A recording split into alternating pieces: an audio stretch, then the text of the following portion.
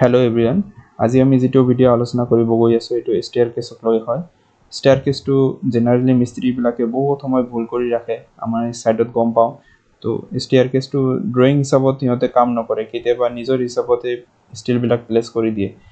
সেই কাৰণে আমি এই ভিডিওটোত ষ্টিল বিলাক কেনেকৈ প্লেস কৰিব লাগে আৰু সাইডত কি ভাবে স্টেয়াৰকেছ এটা বনাব লাগে তাৰ কমপ্লিট ডিটেইলছ আলোচনা কৰিম।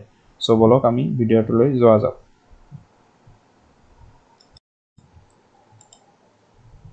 এইটো এটা স্টেয়াৰকেছৰ ডিটেইলছ হয়। ইয়াতে কমপ্লিট ষ্টিলৰ বিষয়ে দিয়া হৈছে স্টেয়াৰকেছটো।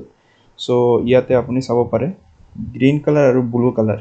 গ্ৰীন কালাৰ আৰু ব্লু কালাৰৰ যেটো ষ্টিল দিয়া হৈছে এইটো স্টেয়াৰকেছৰ মেইন বাৰ হয়। এইটো 12 mm দিয়া হৈছে আৰু আমাৰ 150 mm সেন্টাৰ টু সেন্টাৰ হিচাপত প্লেস কৰা হৈছে।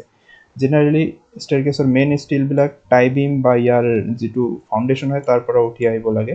সো ইয়াতে আপুনি চাব পাৰে তলৰ পৰা উঠি আহিছে both গ্ৰীন কালাৰ আৰু ব্লু কালাৰৰ মেইন ষ্টিলটো।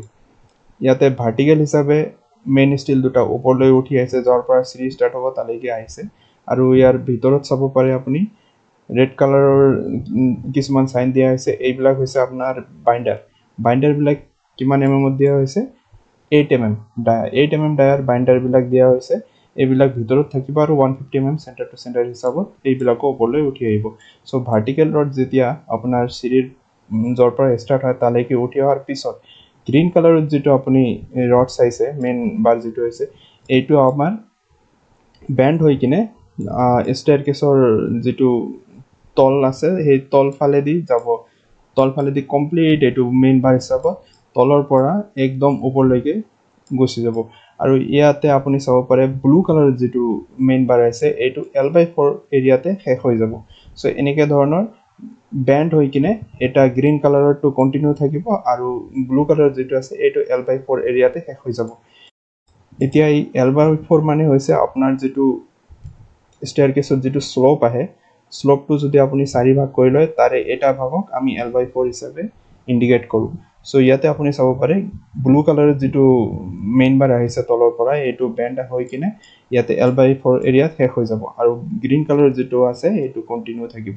আৰু ইয়াৰ লগতে আপুনি 8 mm ৰ বাইন্ডাৰ বিলাক আপোনাৰ স্টেয়াৰকেছত কমপ্লিট থাকিব তলৰ পৰা ওপৰলৈকে। এই 8 mm ৰ বাইন্ডাৰ বিলাক আপোনাৰ 130 mm সেন্টাৰ টু সেন্টাৰ হিচাপত থাকিব। আৰু যেতিয়া ওপৰৰ পৰা আপুনি চাব পাৰে ওপৰত গৈ কিনে সিমিলাৰলি ইয়াতে বেন্ড হ'ব।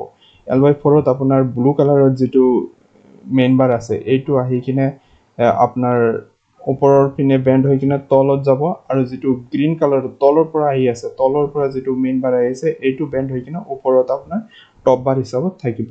আৰু ভিতৰত আপুনি সিমিলাৰলি 8 mm ৰ বাইন্ডাৰ দিব পাৰে। এইবিলাকৰ সাইজ হ'ব 8 mm ৰ 130 mm সেন্টাৰ টু সেন্টাৰ হিচাপত।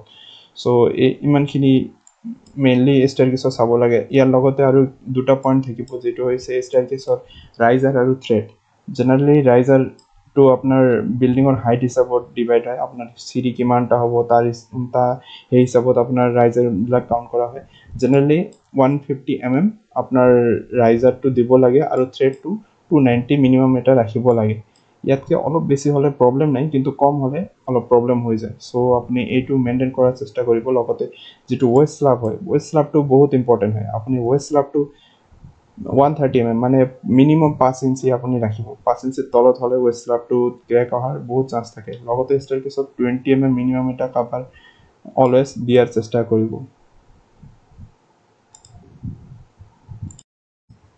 এইটো এটা সাইডৰ ভিডিও হয়। ইয়াতে আপুনি চাব পাৰে যেটো গ্ৰীন কালাৰৰ মেইন বাৰ আছিল এইটো বেন্ড হৈ কিনে আমাৰ কন্টিনিউ গৈছে আৰু যেটো ব্লু কালাৰৰ আছিল মেইন বাৰটো এইটো আমাৰ ষ্টাৰ্টিংত বেন্ড হৈ কিনে L/4 এৰিয়াৰ টপ বাৰ হিচাপত শেষ হৈছে। আমাৰ মেইন বাৰটো যেটো বটম ষ্টিল আছে এইটো কন্টিনিউ গৈ কিনে ওপৰৰ ফালে আপুনি দেখিব পাৰে বেন্ড হৈ কিনে বটম যেটো ষ্টিল আছিল 12 mm ৰ সেইটো টপ ষ্টিল হৈছে আকৌ যেটো তলৰ পৰা আহিছে তলৰ পৰা বেন্ড হৈ কিনে ব্লু কালাৰৰ যেটো ষ্টিল আছে সেইটো আমাৰ বেন্ড হৈ কিনে ওপৰৰ পৰা টপ বাৰ হিচাপত L/4 এৰিয়াত শেষ হৈছে। সো এনেকা ধৰণৰ অল্টাৰনেট হিচাপত ষ্টিল বিলাক প্লেস কৰা হয়। আৰু বাইন্ডাৰ বিলাক যিবিলাক হয় এইবিলাক আপুনি চাব পাৰে 130 mm সেন্টাৰ টু সেন্টাৰ হিচাপত কমপ্লিট ষ্টিল এৰিয়াতে দিয়া হৈছে। L/4 এৰিয়াত আপোনাৰ দুটা লেয়াৰ হ'ব মানে দুটা জালিৰ নিচিনা হ'ব আৰু যেটো L/4 ৰ মিডল পাৰ্ট আছে সেই এৰিয়া বিলাকত সিঙ্গেল জালি হিচাপত বাইন্ডাৰ 8 mm ৰ বাইন্ডাৰ বিলাক 130 mm চেণ্টাৰ হিচাপত প্লেস কৰা হয়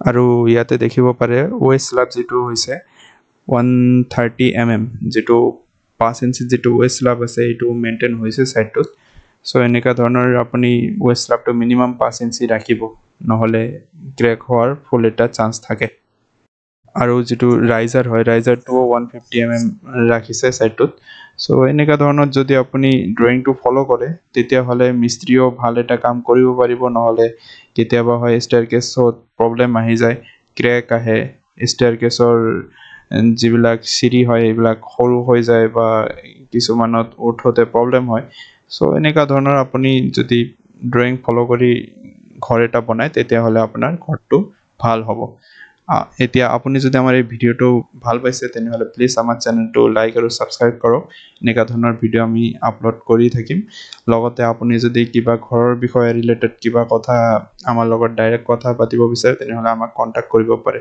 থ্যাংক ইউ